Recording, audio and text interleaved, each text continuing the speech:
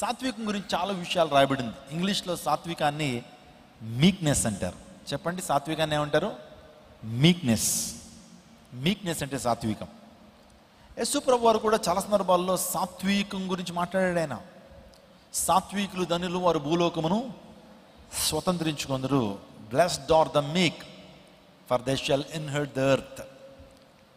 భూలోకాన్ని స్వతంత్రించుకుంటారు. యేసు ప్రభు వారు కొండ మీద చేసిన ప్రసంగం, that is the best sermon ever preached on this earth అని గాంధీ మహాత్ముడు అంటాడు. నిజమే, అతను చెప్పాడని కాదు, కానీ అంత గొప్ప ప్రసంగం ఈ ప్రపంచంలో ఇప్పటికి వచ్చి ఎవరు చేయలేదండి.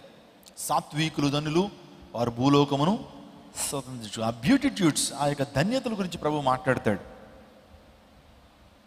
సాత్వికులు ధన్యులు, వారు భూలోకమును స్వతంత్రించుకుందరు. సాత్వికాన్ని కలిగి ఉండమని దేవుడు కోరుతా ఉన్నాడు. సాత్వికాన్ని ధరించండి. ప్రియుడైన యేసుని మీరు ఆకర్షించాలి అంటే మీలో సాత్వికం కలిగి ఉండాలి. సాత్వికం కలిగినటువంటి వారిని దేవుడు దీవిస్తానని దేవుని లేఖనం సెలవిస్తూ ఉంది. దీనత్వంతో ప్రార్థన చేసినప్పుడు, దీనత్వాన్ని కలిగినప్పుడు మన ప్రార్థనకు జవాబును ప్రభు ఇస్తాడు. మీరు 2వ దినవృత్తాంతాల గ్రంథము 7వ అధ్యాయం 14 వచనం చదవండి ఒకసారి. 2వ దినవృత్తాంతాల గ్రంథం 7వ అధ్యాయం 14 వచనం. నా పేరు పెట్టబడిన నా జనులు తమ్మును తాము తగ్గించుకొని ప్రార్థన చేసి నన్ను వెదికి తమ చెడు మార్గములను విడిచిన ఎడల ఆకాశము నుండి నేను వారి ప్రార్థన విని వారి పాపమును క్షమించి వారి దేశమును స్వస్థపరచుదును. ఇక్కడ దేవుని లేఖనం చెప్తా ఉంది, ఎవరైతే తమ్మును తాము తగ్గించుకుని ప్రార్థన చేసి నన్ను వెదికి తమ చెడు మార్గములను విడిచిన ఎడల నేను వారి ప్రార్థన విని వారి దేశాన్ని స్వస్థపరుస్తానన్నాడు. అంటే ప్రార్థన చేస్తున్నప్పుడు మనకు తగ్గింపు స్వభావం కలిగి ఉండాలి, సాత్వికాన్ని కలిగి ఉండాలి. Meekness is not a weakness. సాత్వికాన్ని కలిగి ఉండటం అనేది అది బలహీనత కాదు. చాలామంది వీడిని ఎంత తిట్టినా ఏమీ పెద్ద రియాక్ట్ అవ్వడండి, అసలు కోపమే ఉండదండి, వీడు అసలు రోషం లేదండి అని చాలామంది మాట్లాడుతుంటారు. అంటే సాత్వికాన్ని కలిగి ఉండటం అనేటువంటిది ఇట్స్ ఎ గ్రేట్ విర్చ్యూ. అది గొప్ప లక్షణం అండి. అది అందరి వల్ల సాధ్యపడదు. ఎవరైతే దేవుని ఆత్మతో నిలబడతారో వారే సాత్వికంగా ఉండగలుగుతారు. సాత్వికులు ధన్యులు, వారు భూలోకమును స్వతంత్రించుకుందరు. బ్లెస్డ్ ఆర్ ద మీక్. సాత్వికులు ధన్యులని దేవుని లేఖనం సెలవిస్తూ ఉంది. ఈరోజు చాలామంది అతిశయం, ఈ లోకం ఎలా మారిపోయిందంటే అతిశయించేటువంటి వాటి యందు ప్రజలు అతిశయించట్లేదట. ఏదైతే అతిశయించాలో వాటి యందు అతిశయించట్లేదు, కానీ వేటి ఎందైతే అతిశయించకూడదో, సిగ్గుపడాల్సిన విషయాలు అతిశయిస్తున్నారట. అర్థమైందండి మీకు? ఈ విషయం అర్థమైందా? లోకం ఎలా అయిపోయిందంటే మంచిగా ఉన్నటువంటి వాడు ఈ రోజుకి అన్నీ వీడు అమాయకుడు రా, వీడు ఎందుకు పనిచేయడం అని మాట్లాడతారు. అదే రోడ్ల మీద రుబాబుగా తిరిగేటటువంటి వాడు చాలా అతిశయిస్తాడు, ఏదో ఘనకార్యం చేస్తున్నటువంటి వాళ్ళలాగా. మంచి చేస్తున్నటువంటి వాడేమో ఎలా ఉంటాడంటే సాధువుగా ఉంటాడు, లేకపోతే అంత ఎక్స్పోజ్ అవ్వడు. కానీ చెడు చేస్తున్నటువంటి వాడికి ఈరోజు భారతరత్నాలు వచ్చేస్తాయి. మంచి చేస్తున్నటువంటి వాడికి ఎవరు రికగ్నేషన్ ఎవరెవరండి? చెడు చేస్తున్నటువంటి వాడికి ఈ రోజున లోకమంతా కూడా నీరాజనాలు పలుకుతారు. అంటే సిగ్గుపడాల్సిన విషయాల్లో చాలామంది అతిశయిస్తున్నారు. అతిశయించే వాటి అందు అతిశయించలేకపోతున్నారు ప్రజలు. దేవుని లేఖనం చెప్తా ఉంది. సాత్వికాన్ని కలిగి ఉండాలని దేవుని లేఖనం చెప్తుంది. సాత్వికం లేకపోవడానికి కారణం ఏంటి? ఎందుకు మన జీవితంలో సాత్వికం ఉండట్లా? సాత్వికం అంటే నేను ఒక చిన్న డెఫినేషన్ ఇస్తాను. కీడును సహించేటువంటి తత్వం. కీడును సహించేటువంటి తత్వం. యేసుక్రీస్తు ప్రభువుని అంతగా హింసిస్తున్నా సరే తిరిగి వారికి మేలు చేయాలనేటువంటి ఆ గొప్ప తలంపు. వారు ఎంత హింసిస్తున్నా, ఎంత బాధపరుస్తున్నా, ఆయన చెంపల మీద కొడుతున్నా, గెడ్డం పీగుతున్నా, ఉమ్ము వేస్తున్నా, కోడాలతో కొడుతున్నా సరే వారిని క్షమించమని అడుగుతున్నాడు ఆయన. అది సాత్వికం. అలాంటి సాత్వికం కలిగినటువంటి వారు ప్రజలకు లీడర్స్గా ఉండగలుగుతారు. నీ కుటుంబంలో ఒక గొప్ప యజమానిగా ఉండాలనుకున్నప్పుడు ఇందులో సాత్వికం అవసరం. చాలామందికి చాలా కోపం, షార్ట్ టెంపర్డ్. అలాంటి వారు జీవితంలో అభివృద్ధి చెందలేరు. ఎవరన్నా కీడు చేస్తే మరలా వారికి ప్రతి కీడు చేసేయాలనేటువంటి ఆలోచన ఒక మనిషిని ముందుకు తీసుకెళ్ళనివ్వదు. మన జీవితంలో చాలా సాత్వికము, చాలా జెంటిల్నెస్ ఉండాలా. అలాంటి వాడే ఒక గొప్ప లీడర్ అవుతాడు. ప్రతిదానికి రియాక్ట్ అయిపోయి ఎవరిని ఒక మాట అంటే ఒక మాటకి 10 మాటలు అనేసేటువంటి వాడు విజయాన్ని సాధించలేడు. స్వతంత్రించుకోలేడు, అనేక మంది హృదయాన్ని గెలుచుకోలేడు. మన జీవితంలో కుటుంబాన్ని నడిపించడానికి చాలా సాత్వికం అవసరం. ఒక పువ్వు ఏ విధంగా కోమలంగా మృదుగా ఉంటుందో ప్రభు మన జీవితంలో సాత్వికాన్ని కోరుతున్నాడు. ఆయన సాత్వికాన్ని ధరించుకోనండి అని ప్రభు మాట్లాడుతున్నాడు. సాత్వికం ఎందుకు ఉండట్లేదు మన జీవితాల్లో? లేకపోవడం కారణం ఏంటో యాకోబు భక్తుడు చెప్తున్నాడు. యాకోబు పత్రిక 1:21 యాకోబు పత్రిక 1:21 అందుచేత సమస్త కల్మషమును విర్రవీగుచున్న దుష్టత్వమును మాని లోపల నాటబడి మీ ఆత్మలను రక్షించుటకు శక్తిగల వాక్యమును సాత్వికంతో అంగీకరించుడి. యాకోబు అంటున్నాడు, సమస్త కల్మషమును విర్రవీగుచున్న దుష్టత్వమును మాని. విర్రవీగుచున్న దుష్టత్వం అంటే చాలా అతిశయం, గర్వం. విర్రవీగుతున్న దుష్టత్వం చెప్పనా? కొంతమంది రోడ్డు మీద రుబాబు చేస్తూ ఉంటాడు, బస్తీ మీద సవాలంటాడు, తోళ్ళ కొడుతూ ఉంటాడు. ఇదేంటి? విర్రవీగుచున్న దుష్టత్వం అన్నమాట. పొగరు పట్టి మాట్లాడుతూ ఉంటారు.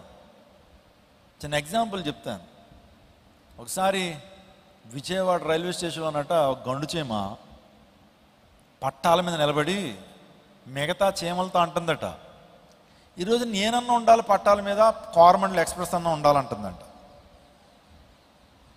మీకు అర్థమైందమ్మా? నేనన్నా ఉండాలి పట్టాల మీద, వస్తున్న కోరమండల్ ఎక్స్ప్రెస్ అన్న ఉండాలి. గండు చీమ చాలా పెద్ద తల ఉంటుందండి, మామూలు చేపల కంటే పెద్ద తల ఉంటుంది. దీనికి విర్రవెగుతున్న దుష్టత్వం ఏంటంటే గర్వం. అన్ని చీమలను పిలిచి ఈ రోజున కోరమండల్ ఎక్స్ప్రెస్ వస్తుంది విజయవాడ స్టేషన్కి, దాన్ని పాడేస్తానంటుందంట. దాన్ని ఏం చేస్తుంది? పాడేస్తుందట. దాని జీవితం ఎంత, దాని బతుకు ఎంత, దాని సైజు ఎంత? పాడేస్తానంటుంది దేన్ని? కోరమండల్ ఎక్స్ప్రెస్ని. వస్తుంది, ఇంకా 1 కిలోమీటర్ దూరంలోనే ఉంది. అది ఆర్న్ వేసుకుని వస్తూ ఉంది. గంటకు 130, 140 కిలోమీటర్ స్పీడ్లో వెళ్తున్నప్పుడు 1 కిలోమీటర్ దూరంలో ఇది ఎటు ఎగిరిపోయిందంట. ఏమండి, ఈరోజు మానవుడు కూడా ఏమండి ఇంతలో కనబడి అంతలో మామైపోయి నీటి ఆవరణ బ్రతుకులు మనవి. కరెక్ట్గా రోగం వచ్చిందంటే 4 మొయ్యాలి మనల్ని. 104 జ్వరం వచ్చిందంటే మనం కళ్ళు తేలేసేసి కాళ్ళు చేతులు తేలేసేస్తాం. 4 మొయ్యాలి మనల్ని. మనం అంటాం దేవుడు ఎవడో, దేవుడు నన్ను ఏం చేయగలుగుతాడు, అసలు దేవుడు ఉన్నాడా అని విర్రవీగుతున్న దుష్టత్వంతో మాట్లాడుతూ ఉంటారు. అసలు దేవునితో మనం పెట్టుకోగలమండి? ప్రపంచంలో ఒకళ్ళు దేవునితో పెట్టుకున్నారండి. ఆడంటాడు, ఒక వాడకట్టి అంటాడు, ఈ వాడను దేవుడు కూడా ఈ వాడను నాశనం చేయలేడని రాసుకున్నాడండి. Titanic, this is virtually unsinkable, God cannot sink this mighty ship అని రాసుకున్నాడు. థామస్ ఆండ్రూస్ అనేటువంటి ఒక ఆర్కిటెక్ట్ అన్నమాట. అతడు టైటానిక్ని డిజైన్ చేశాడు, కట్టాడు. చాలా పెద్దవాడు కట్టాడు, మెటల్ షిప్ కట్టాడు. అతనికి ఆలోచన ఏంటంటే Titanic, this is virtually unsinkable, God cannot sink this mighty ship.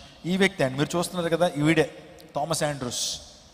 టైటానిక్ని మీరు స్క్రీన్లో చూడండి ఒకసారి, కనబడతాడు మీకు.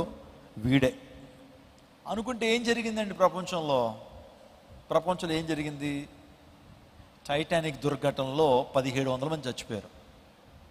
ఐస్బర్గ్ని ఢీకొట్టాడు. ఐస్బర్గ్ ఢీకొట్టినప్పుడు వాటర్ అంతా వచ్చింది, టైటానిక్ మునిగిపోయింది. రీసెంట్గా ఒక వ్యక్తి కూడా ఇజ్రాయెల్ దేశం మీద గొప్ప సవాలు విసిరాడు. ఇబ్రహీం రైజీ, విన్నారండి మీరు? ఇబ్రహీం రైజీ అనేటువంటి ఆ సిరియా దేశపు అధ్యక్షుడు ప్రపంచ పటంలోంచి ఇజ్రాయెల్ని తుడిపేస్తానన్నాడు. ప్రపంచ పటంలోంచి ఇజ్రాయెల్ని మ్యాప్ నుంచి తీసేస్తాను అని చెప్పి ప్రగల్భాలు పడి విర్రవీగుచున్న దుష్టత్వంతో విర్రవీగిపోయాడండి. దేవుని ప్రజలు, ఇశ్రాయేల్ అంటే దేవుని ప్రజలు, దేవుని ఏర్పాటు చేయబడిన ప్రజలు. యేసు ప్రభువు ఆ దేశంలోనే పుట్టారు. ఆ దేశం పట్ల దేవునికి ఒక ప్రత్యేకమైన ప్రణాళిక ఉంది. యాకోబు ఇశ్రాయేలుగా మార్చబడినటువంటి ఆ వృత్తాంతం అంతా కూడా బైబిల్లో ఉంది. ఇశ్రాయేల్ దేశాన్ని తుడిపేస్తానటువంటి ఆ యొక్క ఇబ్రహీం రైజీ అల్ జైజర్ అనేటువంటి బయలుదేరాడు. అక్కడి నుంచి 9 హెలికాప్టర్లు బయలుదేరినాయండి. అతని యొక్క హెలికాప్టర్లో సుమారుగా 9 మంది ఉన్నారు. విదేశాంగ మంత్రి ఉన్నాడు, గవర్నర్ ఉన్నాడు, గొప్ప ప్రముఖులు ఉన్నారు. మీరు చూస్తున్నారు, ఈ వ్యక్తి ఇబ్రహీం రైజీ అనేటువంటి వ్యక్తి విర్రవీగుతున్న దుష్టత్వంతో ఇజ్రాయెల్ దేశం మీద కాల్పులు జరిపాడు. ఇజ్రాయెల్ మీద మిసైల్స్ పంపించి ఇజ్రాయెల్ నాశనం చేసేస్తానన్నాడు. మరి దేవుడు జోక్యం చేసుకున్నాడో మరి నాకేది తెలీదు. అక్కడి నుంచి బయలుదేరాడు. మన ఆంధ్రప్రదేశ్లో వైఎస్ రాజశేఖర రెడ్డి గారు ఏ విధంగా హెలికాప్టర్ ప్రమాదంలో ఆయన మరణించారో, సో ఈ వ్యక్తి వాతావరణ ప్రభావమో లేకపోతే ఆ కొండల మధ్య ఏం జరిగిందో తెలీదు, ఒక కంట్రీ ప్రెసిడెంట్ అండి, ఇరాన్ అనేటువంటి దేశానికి ప్రెసిడెంట్గా ఉన్నటువంటి ఆ వ్యక్తి భయంకరమైన రీతిలో దుర్మరణం పాలేయడం. ఈరోజున నీకు విరోధంగా రూపించబడిన ఆయుధం వర్ధలదని దేవునికి తెలుస్తుంది. ఇశ్రాయేలును కాపాడువాడు కునుకుడు నిద్రపోడు. అందరికీ శుభవార్త. ప్రతి ఆదివారం 10,000 మంది ఒక చోట చేరి దేవుణ్ణి ఆరాధిస్తున్న జీవం గల దేవుని సంఘం. స్వస్థత, విడుదల, అభిషేకం పొందాలనుకుంటున్నారా? దురాత్మ శక్తుల నుంచి విడుదల కావాలా? ఆర్థిక ఇబ్బందుల నుంచి విడుదల కావాలా?